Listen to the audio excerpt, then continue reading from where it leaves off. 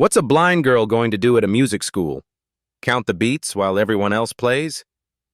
The words slice through the pristine marble hallway of Clayton Conservatory, followed by cruel laughter that bounces off the walls. Jayla Green freezes mid-step, white cane suddenly heavy in her grip. 19 years old and blind since birth, she's navigated a world of prejudice before, but this is different. The conservatory hallway has a distinct acoustic signature that tells her exactly how many people just heard that comment. Wealth, privilege, exclusion, all wrapped in the sharp echo of deliberate cruelty. The gentle rustle of designer clothing approaches. The hallway smells of lemon polish and entitlement, now mixed with the sickening sweetness of expensive perfume drawing closer. "I'm sorry, but are you actually lost?" The voice is female, dripping with false concern. "This is Clayton Conservatory. You know, for musicians, people who can actually see what they're playing." More laughter erupts, louder now. Jayla catalogs each voice, mapping them in her mind. 5 people. No, 6. "I'm not lost," Jayla says firmly, grip tightening on her cane. "I'm here to register for the Whitmore Scholarship auditions." The laughter stops abruptly, replaced by something worse. Stunned silence. "You're auditioning?" The same voice asks, incredulous. "For piano performance?" "Yes." One word, dignified. "I'm Madison Wells. My father is Terrence Wells, head of the Board of Trustees." The voice moves closer, trailing vanilla and sandalwood. "And you are?" "Jayla Green." "Well, Jayla Green," Madison says, honey sweet with poison underneath. "This isn't some inspirational Lifetime movie where the blind girl gets a pity spotlight. This is the most prestigious music program in the country." Someone gasps. Another person laughs nervously. "I'm not here for pity," Jayla says. "I'm here to compete." "Compete?" Madison's laugh is like glass breaking. "Against students who've trained since they were 3? Who can actually read sheet music? Who don't need a service dog to find the stage?" The hallway has gone completely silent now. Jayla can feel multiple people watching, nobody intervening. "Let me demonstrate something," Madison continues. Footsteps approach, and suddenly Madison's hand grabs Jayla's wrist, yanking her forward. "Hey!" Jayla protests, disoriented by the sudden movement.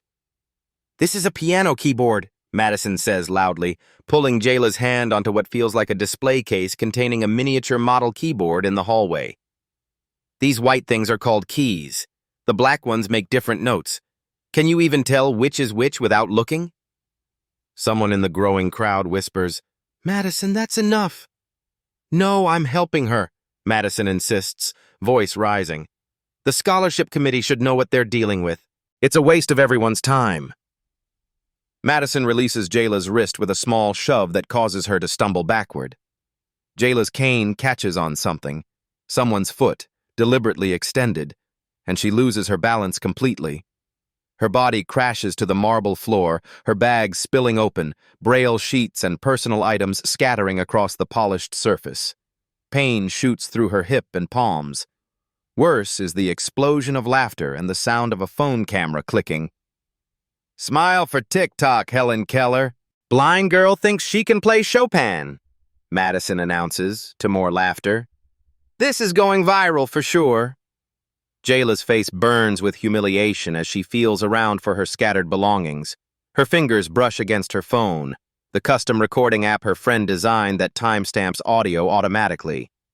For a moment, she considers pressing record, capturing this cruelty. Evidence. Not today. Not yet. Her grandmother's voice echoes in her mind. "They can look down on you only if you stay down." "Let me help you with that," says a new voice, older, female, with a slight accent. The laughter immediately dies. "Professor Chen," Madison says, her tone instantly transforming. "We were just helping a visitor find her way." "I can see exactly what kind of help was being offered, Miss Wells." Professor Chen's voice is cold steel. Perhaps your practice room is too comfortable. I believe room 14 in the basement is available, the one with the dehumidifier problem.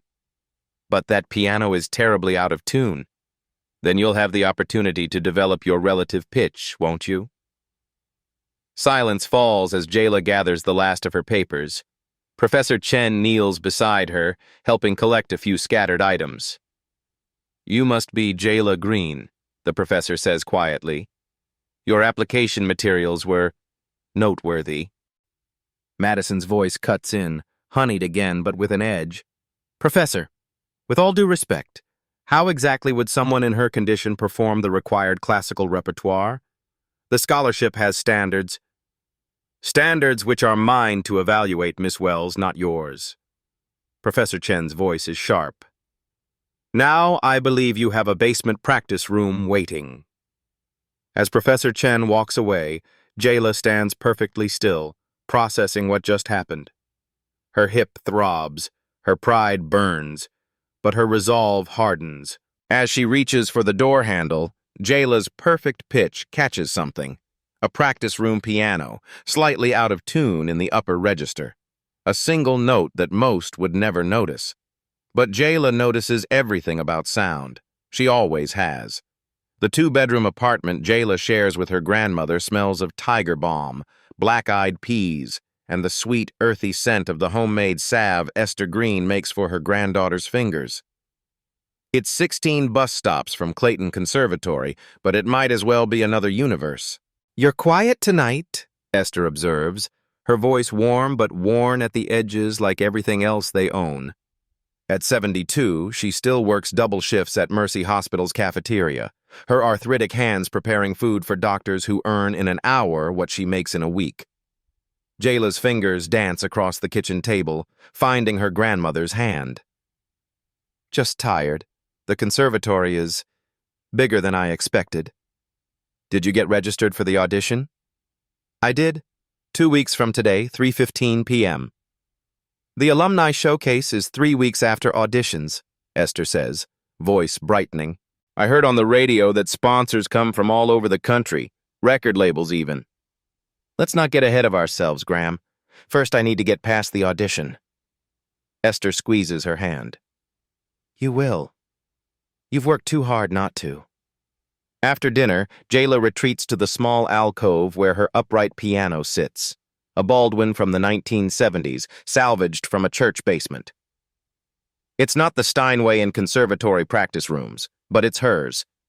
Esther sacrificed 6 months of lunch breaks to afford it when Jayla was 7.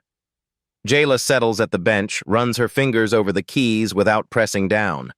The ivory is worn smooth in places, each key with its own distinct texture that only her fingers know.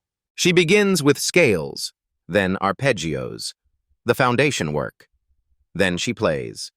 Chopin's Ballade No. 1 in G minor flows from her fingers, the notes rising and falling like waves. She doesn't need sheet music. She never has.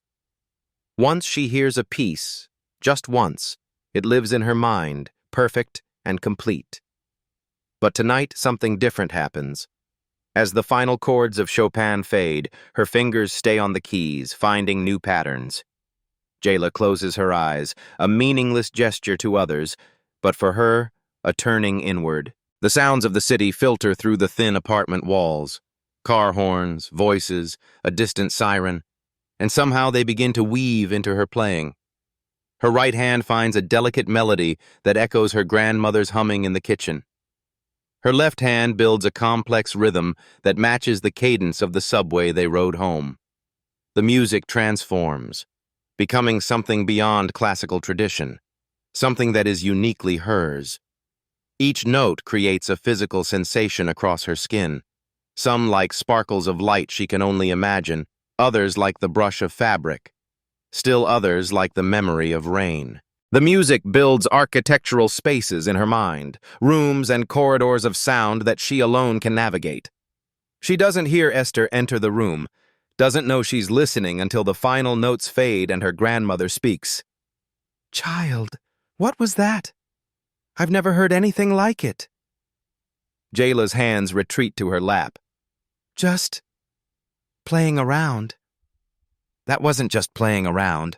That was your music. It won't help me with the audition. Jayla's voice tightens. They want Bach, Beethoven, Chopin. They want tradition. And after you show them you can play their music better than anyone, maybe one day they'll be ready for yours. Esther's hand rests on Jayla's shoulder. Your mama had that gift too, you know, making something new from what she heard around her. The mention of her mother, dead for 12 years now, sends a pang through Jayla's chest. I didn't know that. She never had the chances you're fighting for. That night, as Jayla lies in bed, the day's humiliations replay in her mind. Madison's voice, the laughter, the floor against her body, the taste of blood in her mouth from biting her cheek to keep from crying. Sometimes being exceptional isn't enough. You have to be exponential.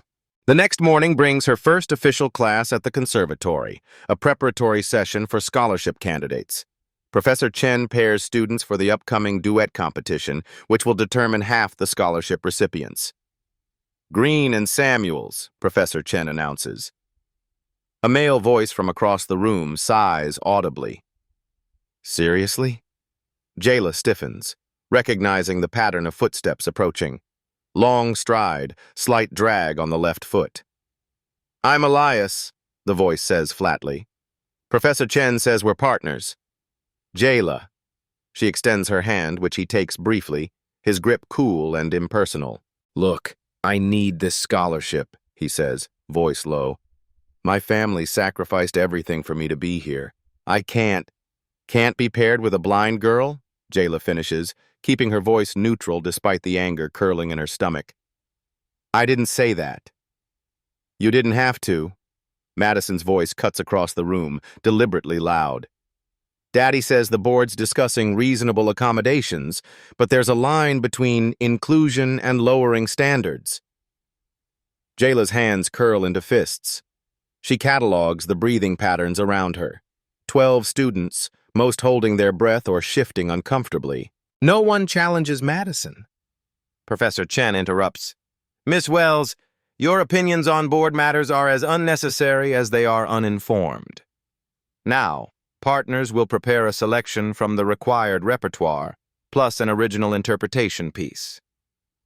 Original interpretation. The words linger in Jayla's mind as she and Elias claim a corner of the room to discuss their piece. I was thinking Rachmaninoff, Elias says. Conventional choice. Conventional works. His voice is clipped. You do read music, right? I mean, in whatever way you... Braille sheet music, she says. And I can learn by ear. Great. I'll send you the recordings. I won't need them. Elias scoffs. Rachmaninoff's Piano Concerto No. 2 has some of the most complex... Play the first page, Jayla interrupts. Just once. We don't have time for games. Just do it. With a sigh, Elias moves to the piano. His playing is technically proficient, but rigid. All precision, no soul. Jayla listens, her head slightly tilted, fingers twitching subtly at her sides. When he finishes the first page, she sits beside him on the bench. Move over. Jayla places her hands on the keys and recreates what she just heard. Every note, every dynamic marking, every subtlety of tempo. But where Elias played with mechanical accuracy, her version breathes with life. When she finishes, silence hangs between them. That's impossible, he finally says. You can't have memorized it that quickly. I didn't memorize it. I heard it. Jayla stands. I need to use the restroom. Where is it? Down the hall, third door on the right, he says automatically, still stunned. As Jayla navigates the hallway with her cane, she hears Madison's voice from a practice room. Did you see what Chen did? Pairing that blind charity case with Elias? It's like she's trying to sabotage the real musicians. Jayla's hand moves to her pocket, hovers over her phone with the recording app. Not yet, she thinks again. But soon. What if I perform perfectly, but they still don't see me? The thought ambushes her, stealing her breath for a moment. It's not enough to be good. It's not enough to be great. In this world, she needs to be undeniable. "Someone's erased your name again," Elias says, voice tight with barely contained anger. They stand before the practice room's sign-up sheet where Jayla Green has been crossed out for the third time this week. Jayla's fingers trace the indentation on the paper. They used a pen this time, pressed hard. It's Madison's group. They always book rooms G through J, then leave half of them empty. Elias hesitates. "I have room C at 4. You can share my time." His offer surprises her. Since their first rehearsal 2 weeks ago, Elias has remained professionally distant, impressed by her ability, but guarded. The son of Jamaican immigrants, he earned his spot through a grueling competition in Brooklyn. He has his own battles to fight. "Thanks," Jayla says simply. As they walk, Jayla catalogs the conservatory's acoustic signatures. The high-ceilinged main corridor with its 18-second echo, the cramped administrative hallway where sound dies instantly, the practice wing with its carefully controlled resonance. Each space has its own voice, telling her where she is more precisely than any sighted guide could. Elias's practice room has a distinctive character, slightly larger than standard, with a peculiar warmth in the lower register of its Yamaha Grand. As they rehearse Rachmaninoff, Jayla senses the tension in Elias's playing, a controlled anger that gives unexpected emotional depth to the piece. "You're holding back," she says during a pause. "What do you mean?" "Your technique is flawless, but you're afraid to fully express what you feel through the music." "And you know what I feel?" His voice carries a defensive edge. "I know what the music feels like when you play it, restrained, careful." Jayla's fingers find the keys again. "Like this." She plays his part, technically perfect, emotionally muted. "Now like this." She plays again, this time allowing the notes to carry the rage and determination she senses beneath his controlled exterior. When she finishes, the silence between them has a different quality. "The last diversity scholarship student didn't make it through the first semester," Elias finally says. "Tobias, brilliant violinist from East St. Louis." "What happened?" "Madison's group happened. They sabotaged his recital, misplaced his sheet music, tampered with his violin before performance, made it look like he was unprepared, unprofessional. The board suggested he might be more comfortable elsewhere." Jayla absorbs this, understanding now why Elias has kept his distance. "You think the same will happen to me?" "I think maybe we should stop playing their game by their rules." He pauses. "My sister runs a YouTube channel called Truth Uprising, social justice focus. She's been documenting discrimination in elite institutions." Before Jayla can respond, the door swings open without a knock. "Oh!" Madison's voice drips with false surprise. "I didn't realize this room was occupied." "It's booked," Elias says flatly. "Check the schedule." "So hostile," Madison laughs. "I just came to let you know we're having a little gathering before midterm evaluations. Professor Chen will be there, and Daddy, of course. Network building, crucial for anyone serious about a music career." Her voice shifts, addressing Jayla directly. "Though I suppose that's not really relevant to everyone here." The door closes, but Madison's perfume lingers, cloying and expensive. "She's planning something," Elias mutters. He's right. 3 days later, during technique demonstrations, Madison positions herself beside Jayla as they wait their turns at the department's prized Bosendorfer piano. "Water?" Madison offers sweetly. "No, thank you," Jayla replies, suspicious. "Suit yourself." Madison's voice carries staged concern. "It must be so difficult, having to memorize everything rather than being able to read music during performance." Before Jayla can respond, Professor Chen calls her name. As she rises, navigating by memory to the piano, she hears a soft gasp, then liquid splashing. "Oh my God, I'm so clumsy," Madison exclaims. "I spilled water all over the piano." Chaos erupts. Professor Chen rushes forward. "Move away from the instrument, someone get towels." I'm so sorry, Madison says, voice trembling with manufactured remorse. Jayla bumped into me as she passed, and my water bottle just... I was nowhere near you, Jayla says firmly. Well, you wouldn't know, would you? Madison's voice drops to a whisper meant only for Jayla. Some instruments are too precious for everyone to touch. As technicians are called to examine the piano, Professor Chen reschedules the remaining demonstrations. Jayla stands perfectly still, the horrifying sound of water droplets hitting piano strings replaying in her mind. That evening, a letter arrives at the apartment. A bill for her grandmother's arthritis treatment. Their insurance won't cover the specialized medication. The figure at the bottom of the page makes Jayla's stomach drop. It's nothing to worry about, Esther insists, but her voice betrays her concern. How much? Jayla asks. We'll manage.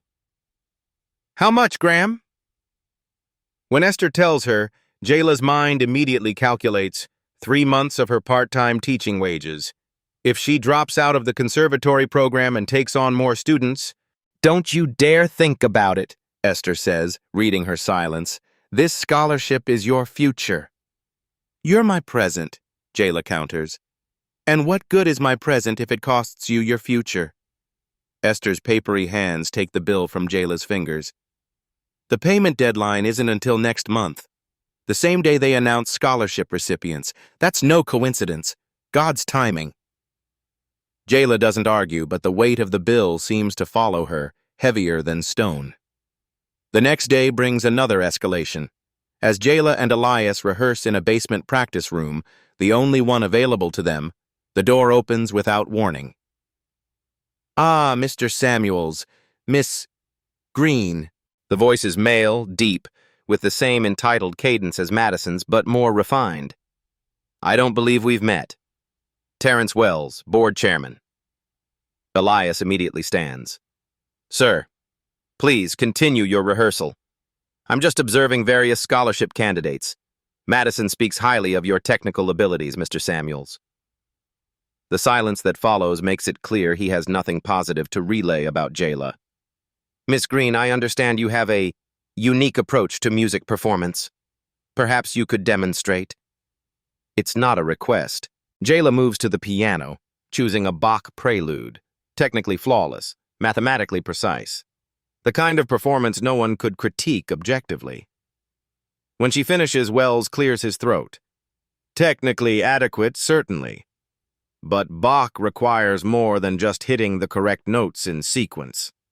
There's a spiritual depth that must be conveyed, a soul to the music that I'm afraid is lacking here.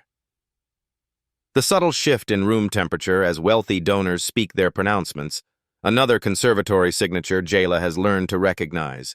Perhaps you'd be more comfortable with something less demanding, Wells continues. Clementi, perhaps?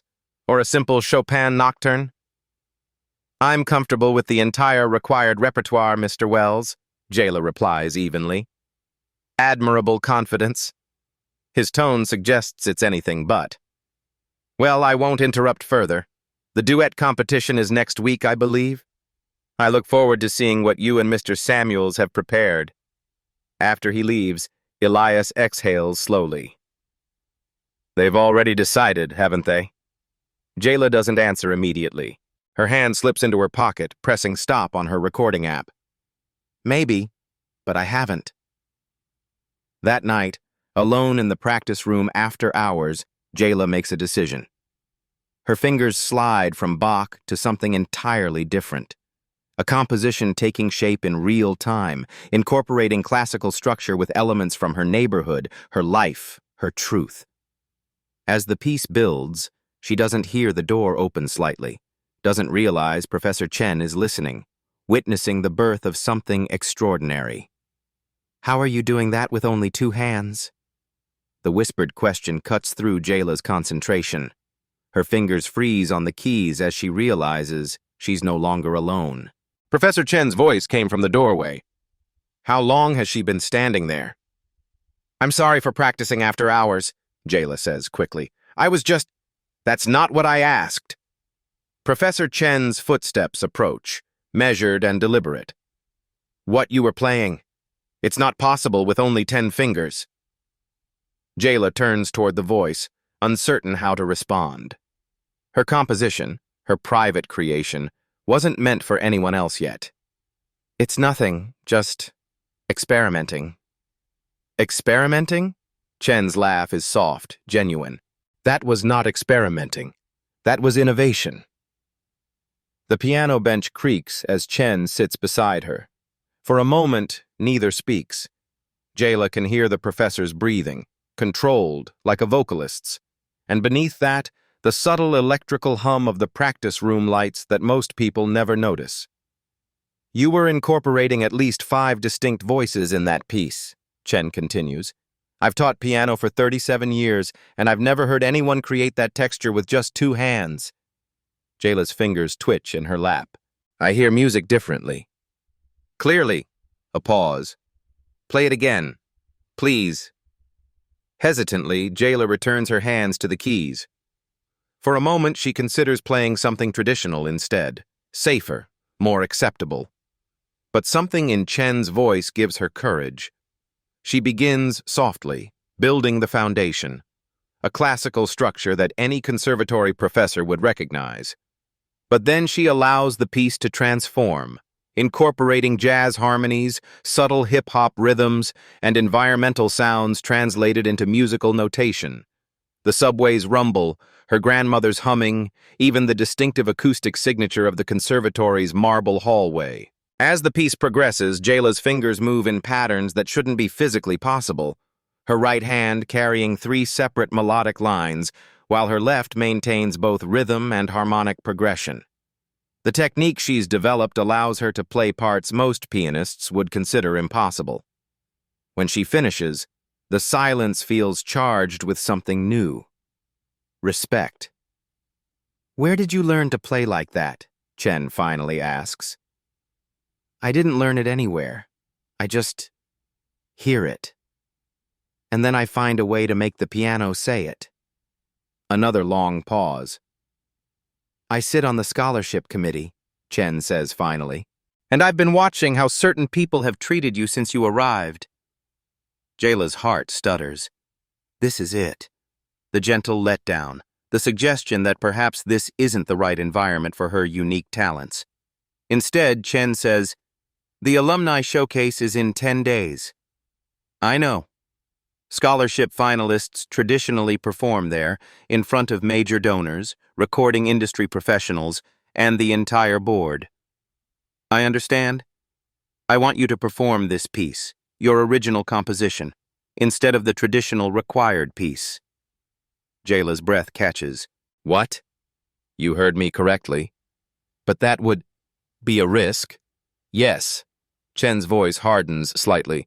Mr. Wells tried to block your admission entirely. Did you know that?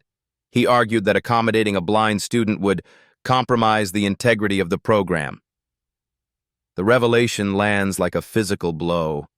Jayla had suspected bias, but such blatant discrimination. I fought for your admission because your audition recording showed extraordinary promise, but this...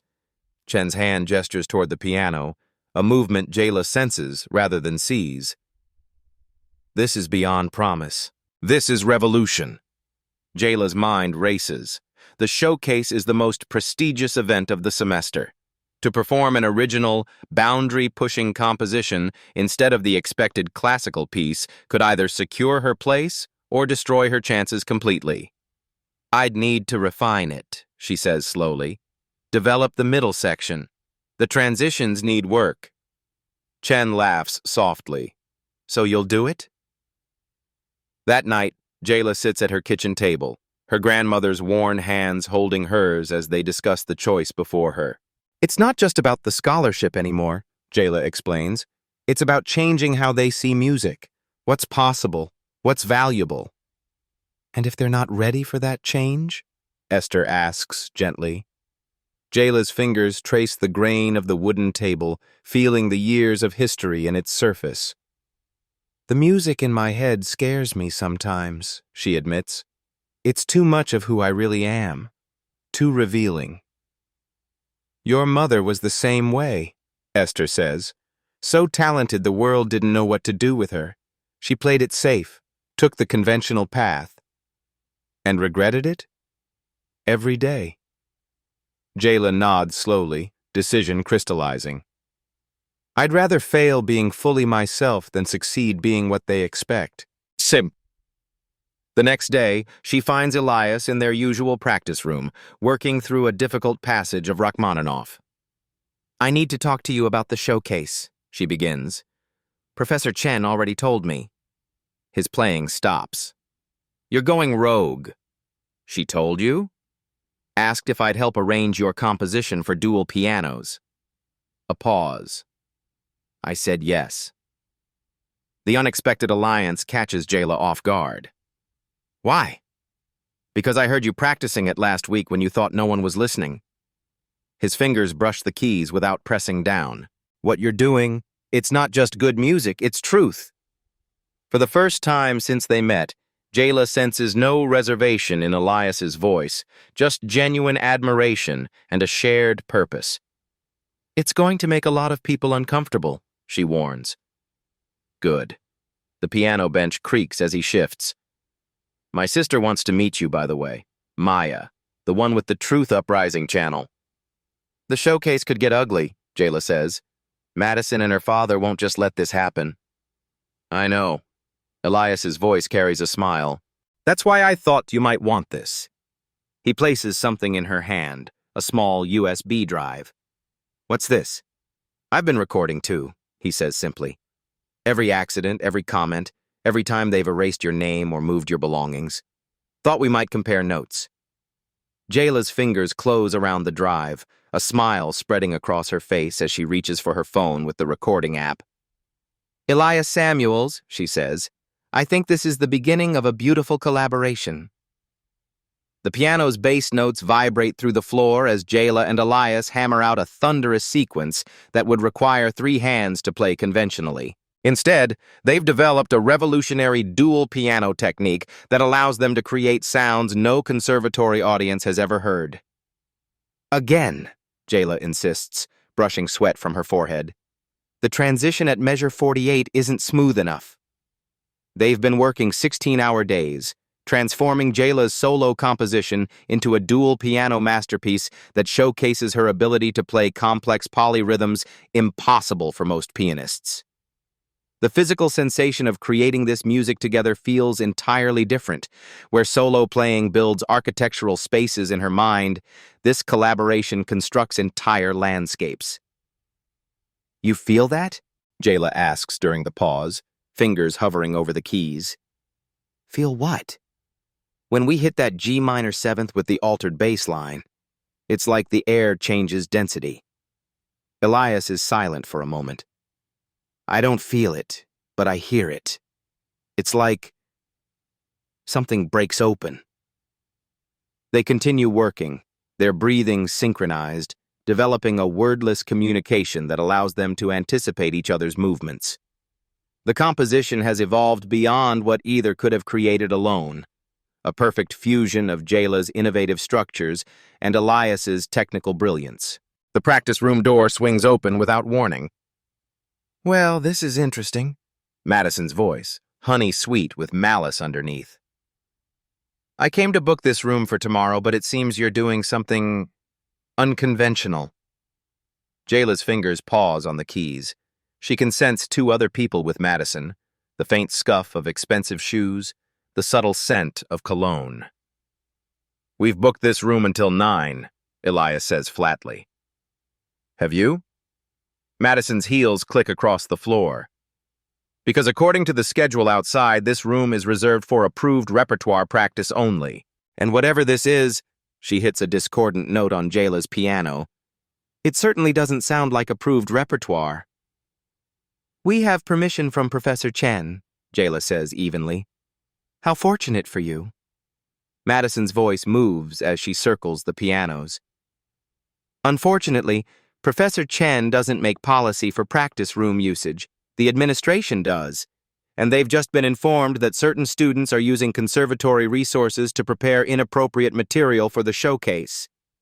Inappropriate? Elias stands, chair scraping against the floor. What exactly is inappropriate about it? The showcase has standards, Madison says. Traditions. Donors expect to hear masterworks performed with technical excellence, not experimental noise. One of Madison's companions laughs softly.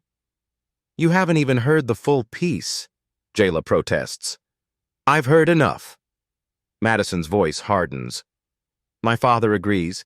He's speaking with the dean right now. 2 hours later, they receive official notice. Their practice room access has been restricted. Due to concerns about appropriate use of facilities, the email reads, certain rooms are being reserved for traditional repertoire preparation only. They can't do this, Elias fumes as they stand outside the now locked door of their usual practice room. This is blatant discrimination. They're not blocking us because of who we are, Jayla says quietly. They're blocking us because of what we're playing. They're protecting what music is allowed to be. With their practice time cut in half, they're forced to use the facility during off hours, early mornings and late nights when Madison's group is absent. The schedule compression adds enormous pressure with the showcase just 7 days away. Worse news arrives 3 days later. Jayla returns from the conservatory to find her grandmother in bed, feverish and weak. It's nothing, Esther insists. Just overdid it at work. But by morning, her condition has deteriorated. The hospital diagnosis, pneumonia, exacerbated by exhaustion, and her already compromised immune system. She needs rest, the doctor tells Jayla. Complete rest. And these medications. He presses a prescription into her hand. Does she have someone to care for her at home? Me, Jayla says simply. The antiseptic hospital smell surrounds her, triggering memories of when she lost her parents. The same antiseptic smell, the same beeping machines, the same hollow feeling in her chest.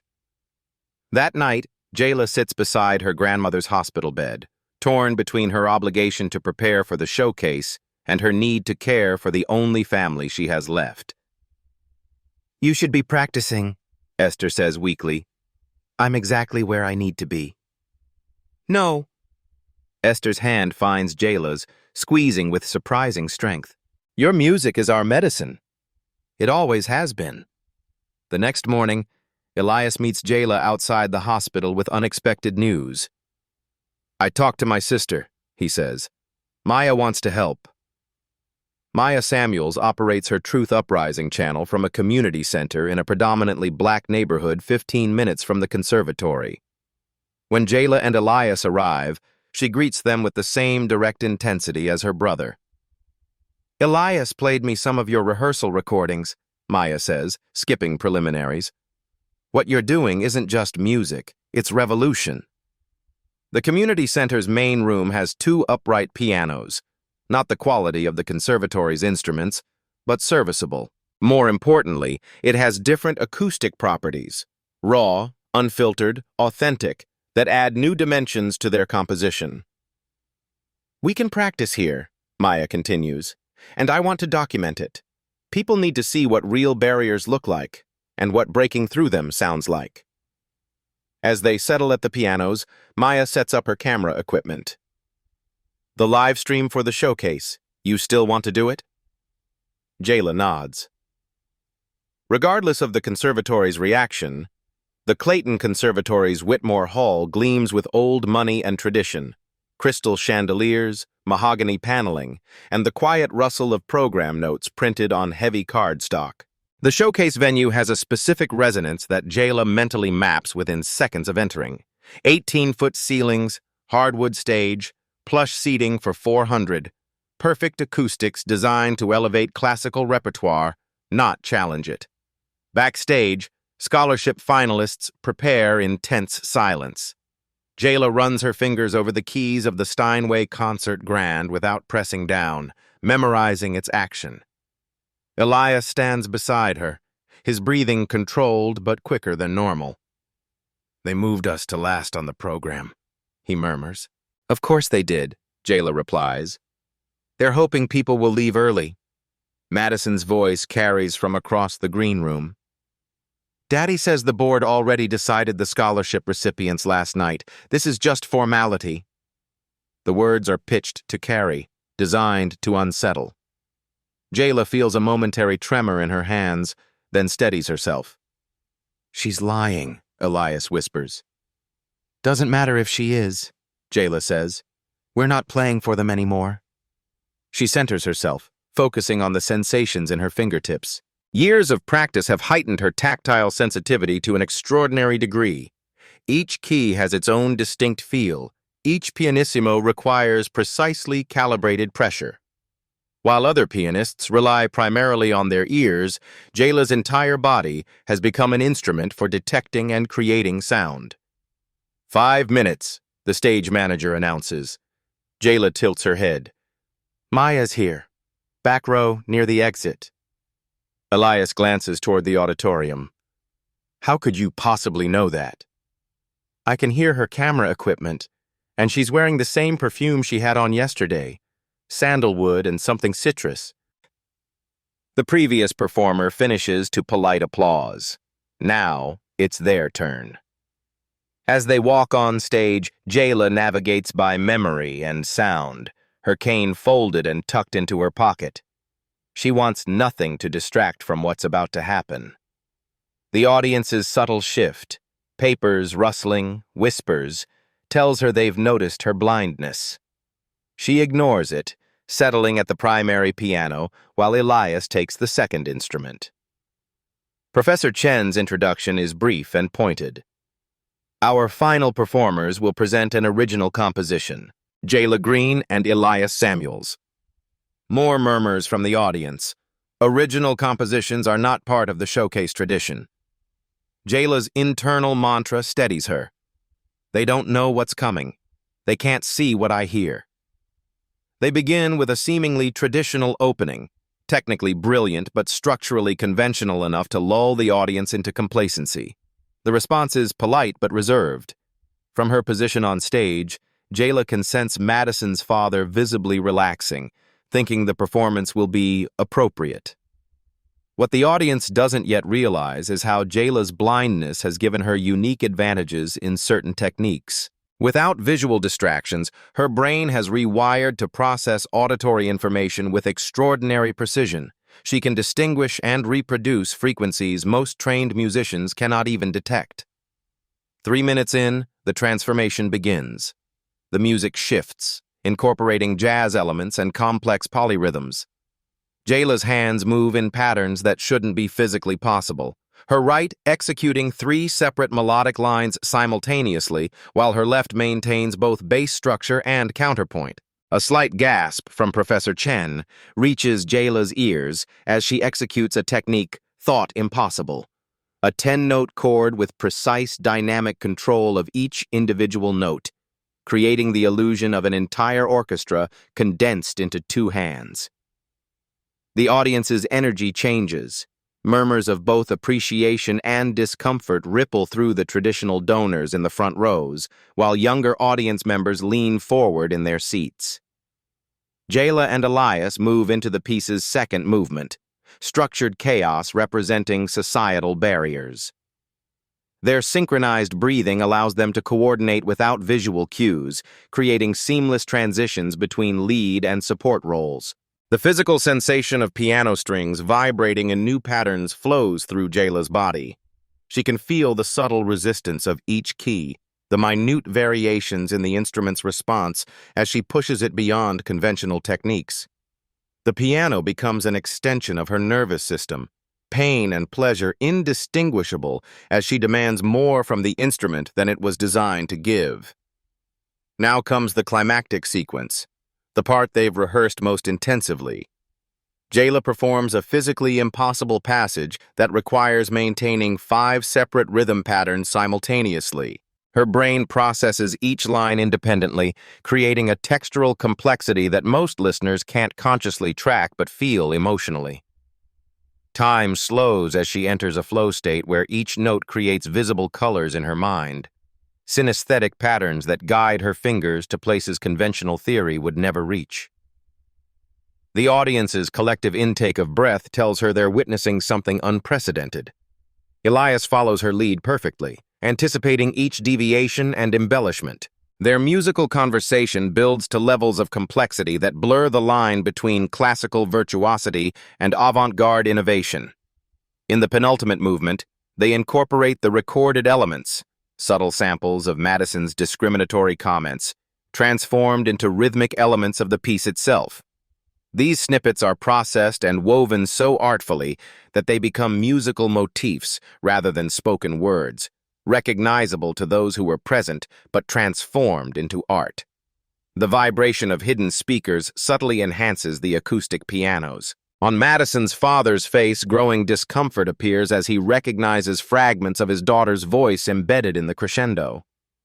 Maya's camera captures the stunned expressions of board members as they identify the recorded phrases, their own exclusionary policies turned into musical critique before a room of donors and industry professionals.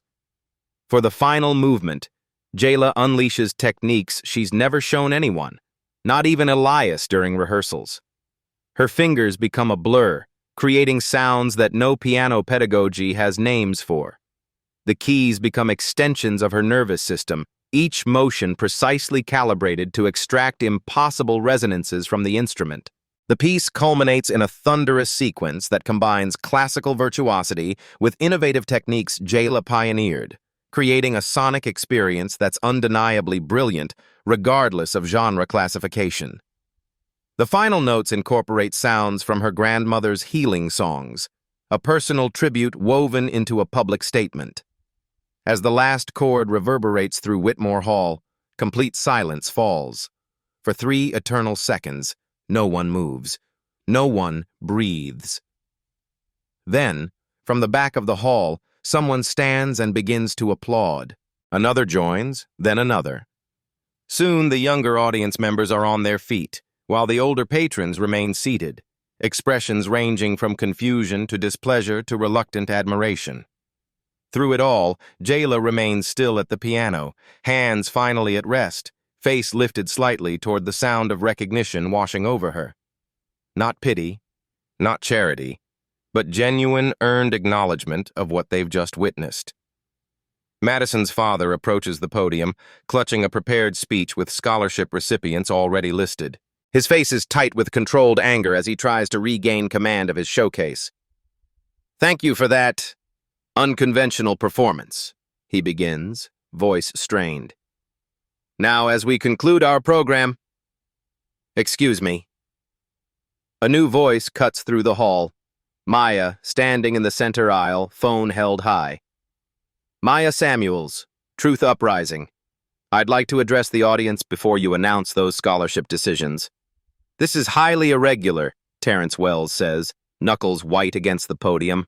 "We have a program to follow." "So do I," Maya replies, walking confidently toward the stage. "Mine's called Accountability."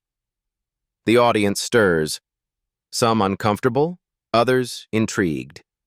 Jayla remains at the piano, fingers still tingling from the performance, cataloging each shifted breath and rustled program in the hall. The acoustics have changed with the audience's collective tension, anticipation thickening the air. "For those who don't know me," Maya continues, reaching the edge of the stage, "I'm a journalist documenting discrimination in elite institutions. For the past month, I've been following the experiences of 2 exceptional musicians at Clayton Conservatory." Madison's voice cuts through. "Daddy, she can't do this." Maya holds up her phone. "I have compiled evidence of systematic bias against scholarship students, particularly those from minority backgrounds." The changing acoustics intensify as audience members shift uncomfortably in their seats. Jayla's recording app had provided timestamps and authentication for every incident. Madison's accidents, Wells's dismissive evaluations, practice room lockouts, deleted sign-up slots. Before Mr. Wells announces his predetermined scholarship recipients, Maya says, "I'd like you to hear what these musicians have endured while creating the revolutionary performance you just witnessed." She presses play. Madison's voice fills the hall. "Diversity quota doesn't mean we accept the helpless. Some talents can't be taught." Then Wells himself. "There's a spiritual depth that must be conveyed. A soul to the music that I'm afraid is lacking here. An administrator. The board feels these accommodations compromise our standards. Clip after clip plays, building an undeniable pattern. Board members visibly squirm. Wells attempts to interrupt, but Maya continues, her voice rising with controlled passion. This isn't just about two students. This is about who gets to define excellence. Who decides what music deserves to be heard? Who belongs in these hallowed halls? From the fifth row, an elderly man rises slowly.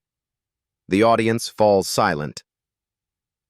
James Whitmore, he announces, the grandson of the conservatory's founding benefactor and head of the Whitmore Foundation. I believe I have some relevance to this discussion, as my family's name is on both this building and the scholarship in question. His distinctive voice, which Jayla recognizes immediately from radio interviews, carries natural authority. I came tonight expecting the usual technical displays. Instead, I heard something I haven't experienced in 50 years of attending these showcases: genuine innovation. Wells attempts to interject. James, with all due respect. I'm not finished, Terrence. Whitmore's tone brooks no argument. My grandfather built this institution to advance musical excellence, not preserve it in amber. What we just witnessed wasn't just technically brilliant, it was boundary-breaking. He turns toward the audience. The Whitmore Foundation will be establishing a new scholarship specifically for innovative musicians from underrepresented backgrounds, with Ms. Green as our first recipient. Murmurs ripple through the crowd. Wells steps forward, struggling to regain control. This is not how we do things here, he says tightly. Whitmore turns to him, one eyebrow raised. Then perhaps it's time to do things differently. 1 month later, Jayla performs at a community benefit concert for Mercy Hospital, where her grandmother is recovering. The event, organized by Maya's Truth Uprising platform and sponsored by the Whitmore Foundation, has raised enough not only for Esther's treatment, but to establish a music therapy program for long-term patients. Backstage, Jayla adjusts her Braille sheet music when a familiar scent approaches, vanilla and sandalwood, but somehow less cloying than before. Jayla? Madison's voice, stripped of its usual artificial sweetness. Can I talk to you? I'm listening. A hesitation. I wanted to apologize, not because my father made me or because of the disciplinary hearing, but because... Another pause. What you played at the showcase. It made me realize how small my understanding of music has been, how small my thinking has been. The different quality of Madison's voice when speaking truth versus performance is striking. Lower, less practiced, more human. Why should I believe you? Jayla asks simply. You shouldn't, based on my actions. Madison's voice wavers. But maybe based on this. She presses something into Jayla's hand, a flash drive. What's this? My father's emails to the board about maintaining standards, his communications with donors about preserving tradition, his instructions to me about making certain students feel unwelcome. Madison takes a shaky breath. Maya isn't the only one who can document things. Jayla's fingers close around the drive, momentarily speechless. It won't undo what I did to you, Madison continues. But it might help the next student who doesn't fit the Clayton mold. As Madison turns to leave, Jayla calls after her. There's a simple accompaniment part in my second piece tonight, if you're interested. It's a small gesture, nowhere near forgiveness, but a recognition that transformation is possible, that her music can change more than just her own circumstances. 3 months later, Jayla sits in her new studio space at the conservatory, a room specifically designed for her needs, part of the institutional changes implemented after the showcase. Sunlight streams through the windows, warming her face as she works on a more challenging composition that pushes boundaries even further. Her fingers run over Braille music sheets, then set them aside to play purely from instinct. The new piece incorporates even more ambitious techniques, innovations that are already influencing advanced performance studies at the conservatory. From the doorway, Professor Chen observes silently for a moment before speaking. "You've changed how we teach here." Jayla smiles, not pausing in her playing. "Good. The Whitmore Foundation wants to record your original compositions for their educational initiative, and James asked if you'd consider guest lectures on your innovative techniques." "I'd be happy to," Jayla says, "but first I need to finish this piece." Professor Chen leaves her to work, closing the door softly. Alone again, Jayla lets the music flow purely from within. No limitations, no boundaries, no traditions to confine her. Her hands move with renewed purpose, still creating, still growing, still transforming sound into something the world hasn't heard before. In her pocket, her phone vibrates with a text from Elias.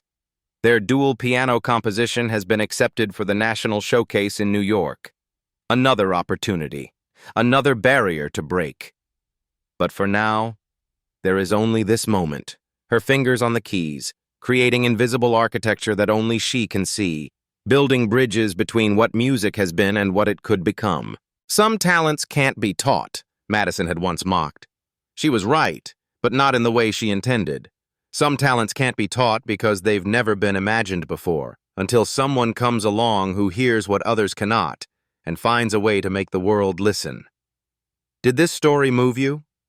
Are you hungry for more powerful narratives about underdogs who rise against all odds? Then subscribe to Beat Stories now. Our channel brings you emotionally charged stories of triumph, justice, and transformation that will leave you inspired and craving more.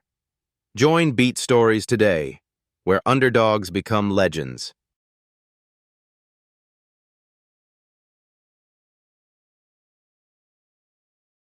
Every time someone stands up, speaks out, or refuses to be erased, a new story is born.